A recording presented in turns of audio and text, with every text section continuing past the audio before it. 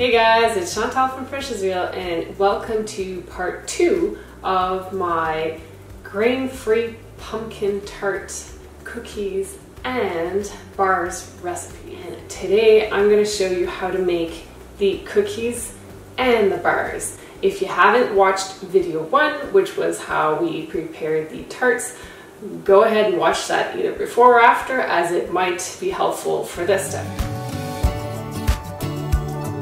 All 3 recipes have the same base of ingredients. So the same ingredients we used for the tart, we're going to use for the cookie, plus add a few more, and that's it. Again, we're using tiger nut flour in this one as well, and it does have little clumps, so let's just sift it in order for everything to be smooth. But this is 3/4 of a cup of tiger nut flour.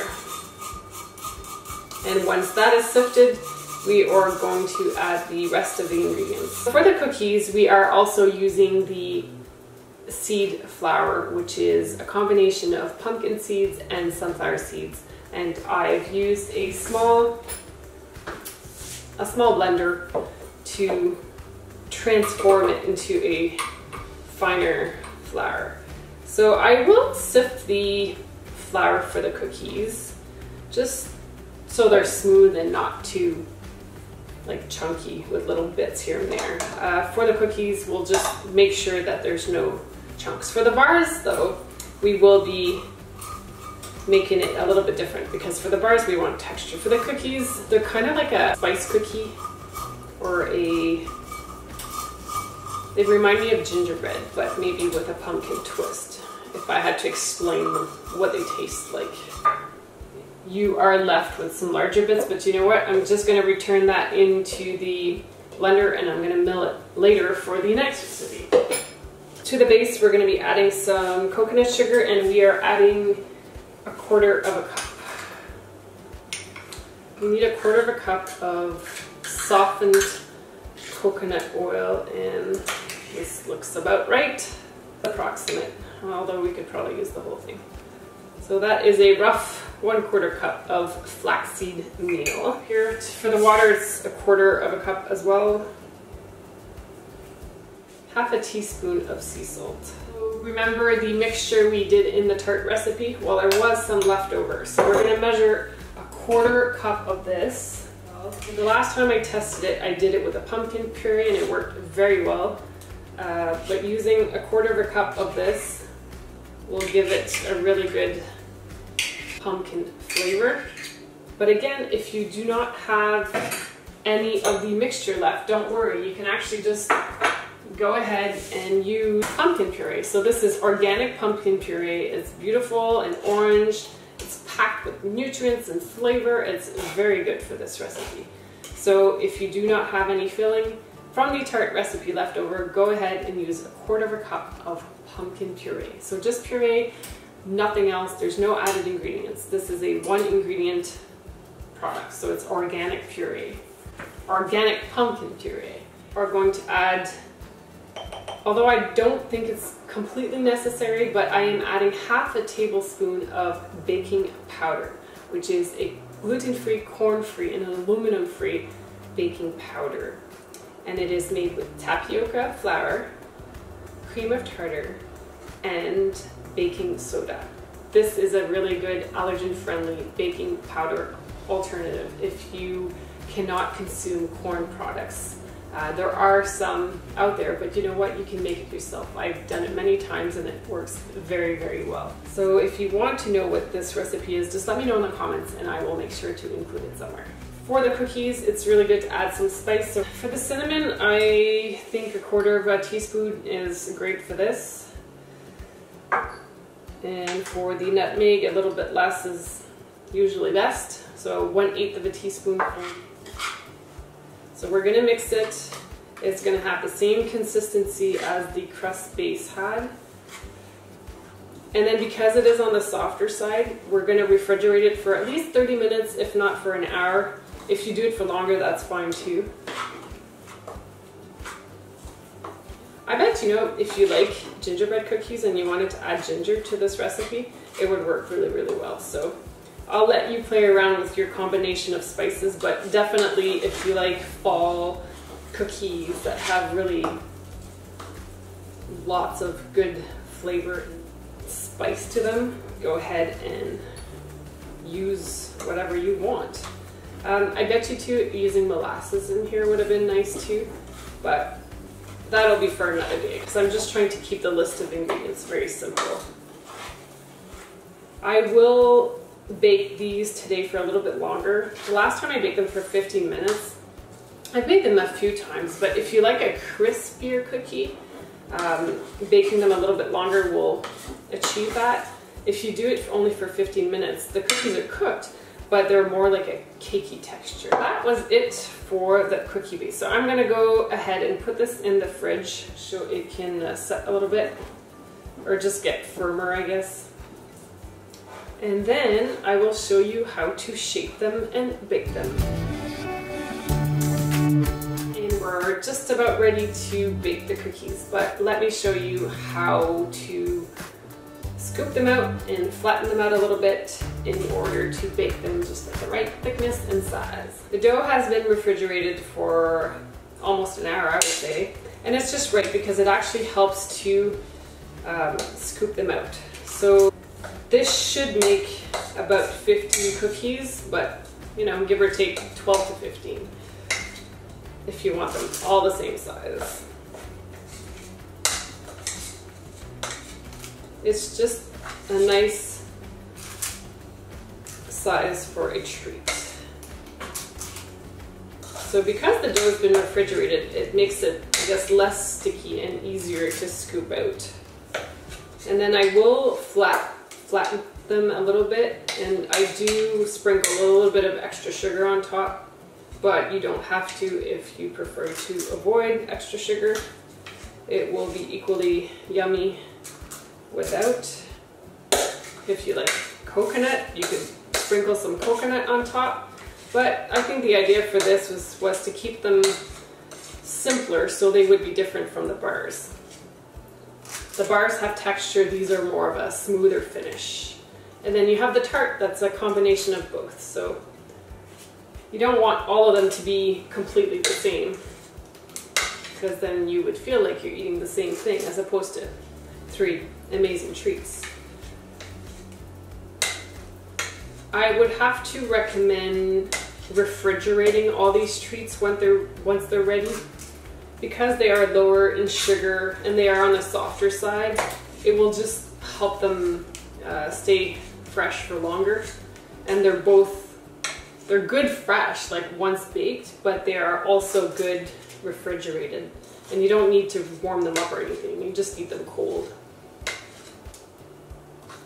So how many are we at? We're at 12. So you know what? It looks like I'm making about 13. Maybe I'll be able to make 14. If I scrape the bowl, and this could be my test cookie for me once it's ready. Although you know what? It looks like I have enough for that last one after all.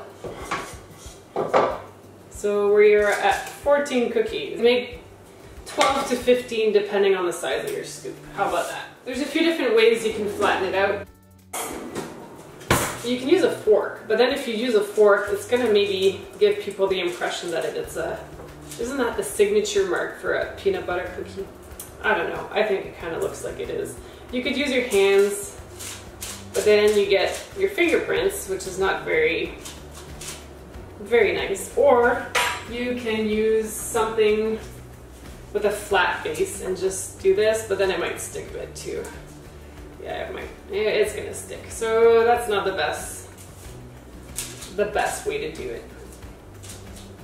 So what do we vote for?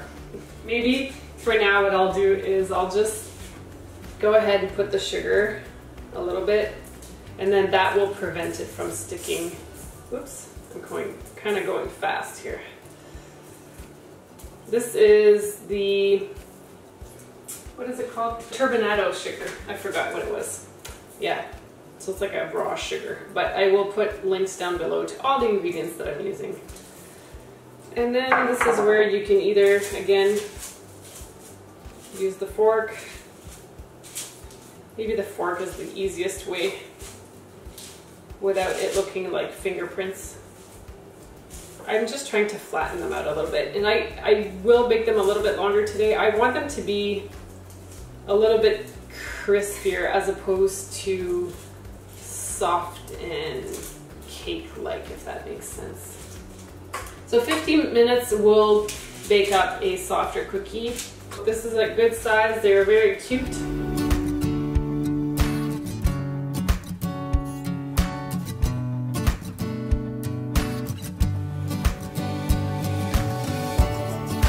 We are back to make the bar recipe, and if you work well and good at multitasking, you can actually achieve these 3 recipes probably in less than a couple of hours. So if you want to create 3 baked treats with, you know, the similar ingredients but still a little bit different, go ahead and try them all.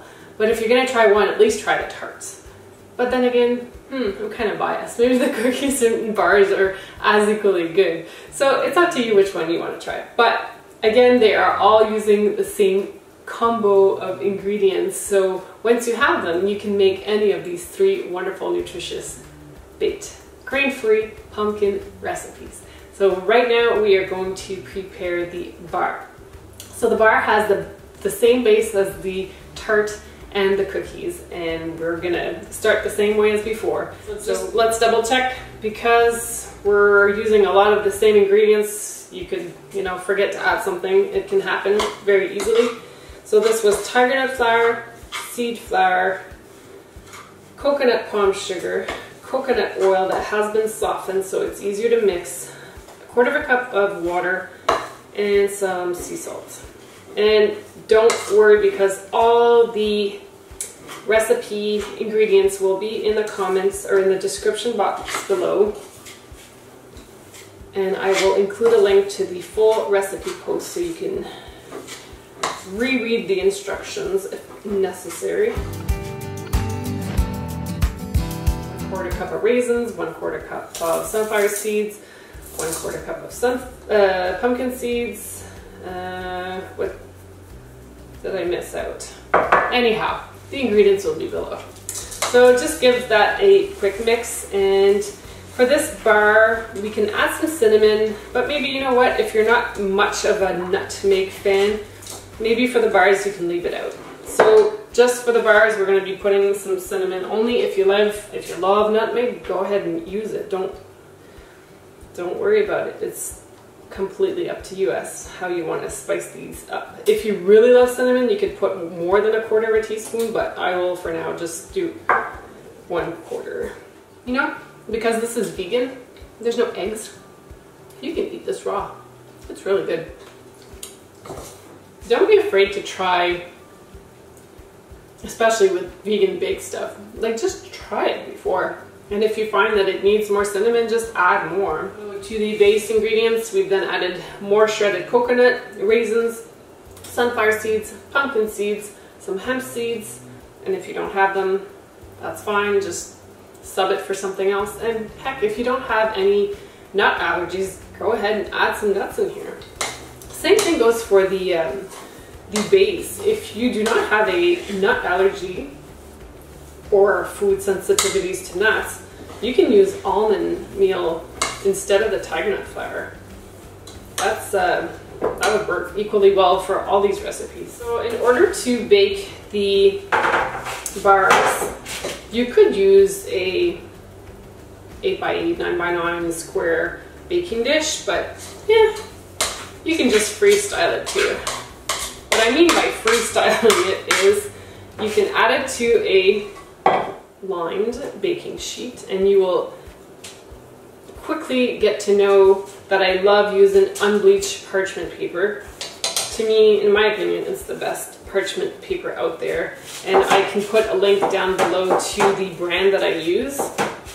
But basically you want to create a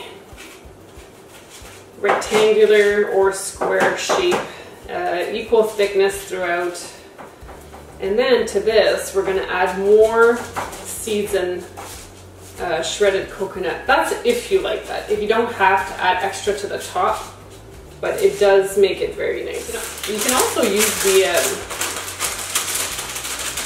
parchment paper to guide you, as far as, not to guide you, but to help you shape it. By using or lifting the sides, you can actually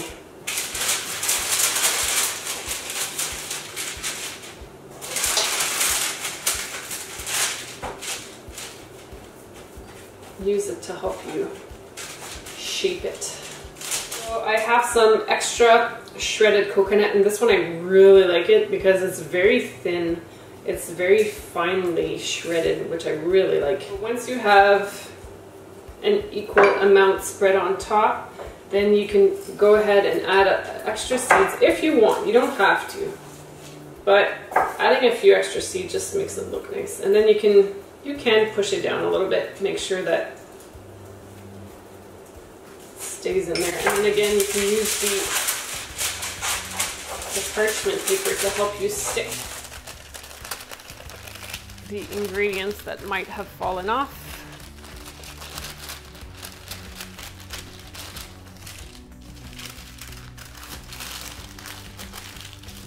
All right, so that looks pretty good. Just another note, if you only put 1/4 teaspoon of cinnamon in the filling, you can just go ahead and sprinkle a little bit just on top.